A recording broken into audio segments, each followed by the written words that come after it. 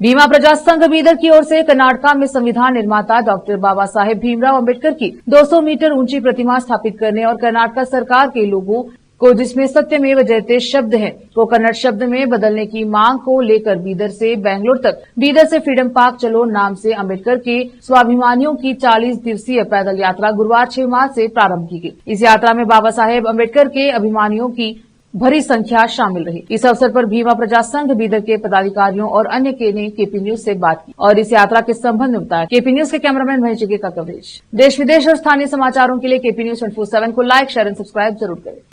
आज बीदर में भीम प्रजा संघ के बेंगलुरु की ओर से मेरे भीम सैनिक, मेरे साथी व्हाइटफील्ड मुरुगेश भाई के नेतृत्व में बीदर से बेंगलुरु फ्रीडम पार्क तक टोटल 40 दिन का स्वाभिमान का एक पाद यात्रा चल रहा है।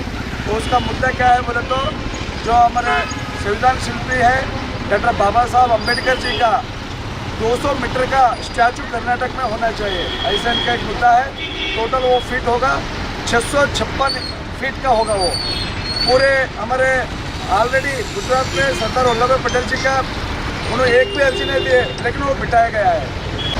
व्हाइटफील्ड मुरुगेश इनके नेतृत्व में भीम प्रजा संघ की ओर से आज बीदर से बेंगलुरु के फ्रीडम पार्क तक यात्रा का प्रारंभ हुआ है। इसका मकसद कर्नाटक में डॉक्टर बाबा साहेब अम्बेडकर जी का 200 मीटर का एक पुतला रचना चाहिए। ದಿನ ನಾವು 40 ದಿನಗಳ ಕಾಲ್ನಡಿಗೆ ಜಾಥಾವನ್ನು ಬಸವಣ್ಣ ನಡೆದಂಥ ಈ ಒಂದು ಜಿಲ್ಲೆಯಿಂದ ನಾವು ಪ್ರಾರಂಭ ಮಾಡಿದ್ದೀರಿ। ಈ ಹೋರಾಟ ಯಶಸ್ಸು ಆಗೇ ಆಗುತ್ತೆ, ಯಾಕಂದರೆ ಬಸವಣ್ಣ ನಡೆದಂಥ ನಾಡು ಈ ನಾಡು, ಆ ನಾಡಲ್ಲಿ ಇವತ್ತು ನಾವು ಒಂದು ಎಲ್ಲ ಭೀಮಾ ಸೈನಿಕರೊಂದಿಗೆ ನಮಗೆ ಈ ಒಂದು ಭೀಮಾ ಸೈನಿಕರು ಈ ಒಂದು ಕಾಲ್ನಡಿಗೆ ಜಾಥಾವನ್ನು ಏನು ಬಾಬಾ ಸಾಹೇಬ್ ಭೀಮಾ ರಥವನ್ನು ಉದ್ಘಾಟನೆ ಮಾಡಿಕೊಟ್ಟು ನಮ್ಮನ್ನು 40 ದಿನಗಳ ಕಾಲ್ನಡಿಗೆ ಜಾಥಾ ಒಂದು ಯಶಸ್ಸು ಆಗಲಿ ಅಂತೇಳಿ ಇವರು ಆಶೀರ್ವಾದ ಮಾಡಿದ್ದಾರೆ। ಈ ಒಂದು ಹೋರಾಟ ನಾವು ಯಶಸ್ಸು ಮಾಡ್ತೀರಿ। ಮತ್ತು ಮಾನ್ಯ ಸಿದ್ದರಾಮಯ್ಯ ಸಾಹೇಬರು ಈ ಒಂದು ಈ ಒಂದು ಮನವಿಗೆ ಸ್ಪಂದಿಸೇ ಹೋದರೆ ನಾವು ಯಾವುದೇ ಕಾರಣಕ್ಕೂ ನಾವು ಈ ಹೋರಾಟವನ್ನು ಕೈಬಿಡೋದಿಲ್ಲ। ಸರ್, ಈ ಜಾಥಾ ಎಷ್ಟು ದಿನಗಳಿಗೆ ಮುಟ್ತಿದ್ದಾರೆ ಬೆಂಗಳೂರಿಗೆ? ಸರ್, 40 ದಿನ ಕರ್ನಾಟಕ ಜಾಥಾ ಸರ್, ಇದು 40 ದಿನಕ್ಕೆ ಮುಗಿಯೋದಿಲ್ಲ ಸರ್, ಯಾಕಂದರೆ 40 ದಿನ ಇಲ್ಲಿಂದ ನಾವು ಸಾಂಕೇತಿಕವಾಗಿ ಫ್ರೀಡಮ್ ಪಾರ್ಕ್ ಬೆಂಗಳೂರಿಗೆ ನಾವು ಹೊರಡ್ತೀವಿ। ಸರ್ಕಾರ ಇದಕ್ಕೆ ಸ್ಪಂದಿಸೇ ಹೋದರೆ ನಾವು ಯಾವುದೇ ಕಾರಣಕ್ಕೂ ಇದು ಸ್ಥಗಿತ ಆಗೋದಿಲ್ಲ, ಇದು ಮುಂದುವರಿಯುತ್ತೆ।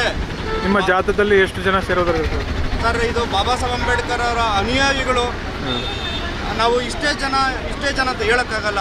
10 ಜನ ಇದ್ರೂ ಹೋರಾಟನೇ, 1000 ಜನ ಬಂದ್ರೂ ಹೋರಾಟನೇ, 1,00,000 ಜನ ಬಂದ್ರೂ ಹೋರಾಟ। ಆದರೆ ಬಾಬಾ ಸಾಹೇಬ್ ಅಂಬೇಡ್ಕರ್ ಅವರ ಅನುಯಾಯಿಗಳು ಈ ಹೋರಾಟವನ್ನು ಯಶಸ್ಸು ಮಾಡ್ತಾರೆ। ಮತ್ತು ಪ್ರತಿಯೊಂದು ಗ್ರಾಮಗಳಲ್ಲಿ ಬಾಬಾ ಸಾಹೇಬ್ ಅಂಬೇಡ್ಕರ್ ಅವರ ಭೀಮರಥ ಬರ್ತದೆ, ಅದನ್ನು ಸ್ವಾಗತ ಮಾಡೋದಕ್ಕಾಗಲಿ ನಮ್ಮ ಸೈನಿಕರು, ಭೀಮ ಸೈನಿಕರು ಬಂದೇ ಬರ್ತಾರೆ ಅಂತ ಈ ಒಂದು ನಂಬಿಕೆ ಇಟ್ಕೊಂಡು ಈ ಜಾಥಾವನ್ನು ಮುಂದುವರಿಸ್ತಾ ಇದ್ದೀವಿ।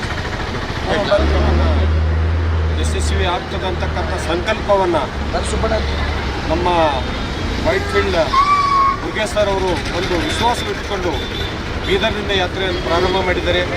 ಆ ಯಾತ್ರೆ ಯಶಸ್ವಿ ಆಗ್ತದೆ। ನನಗನ್ನಿಸ್ತದಕ್ಕೆ ಇದು ಫ್ರೀಡಮ್ ಪಾರ್ಕ್ವರೆಗೆ ಮುಟ್ಟುವರೆಗೆ ನಮ್ಮ ಮುರುಗೇಶ್ ಅವರ ಏನು ಬೇಡಿಕೆ, ನಮ್ಮ ಸಮುದಾಯದವ್ರ ಬೇಡಿಕೆ, ನಮ್ಮ ಸಮಾಜದ ಏನು ಬೇಡಿಕೆ ಇದೆ ಅದು ಈಡೇರಿಸ್ತಾರಂತಕ್ಕಂಥ ಭರವಸೆ ನಮ್ಮ ಸಚಿವರು ಮತ್ತು ಮುಖ್ಯಮಂತ್ರಿಯವರು ನನ್ನ ಭರವಸೆ ಇದೆ।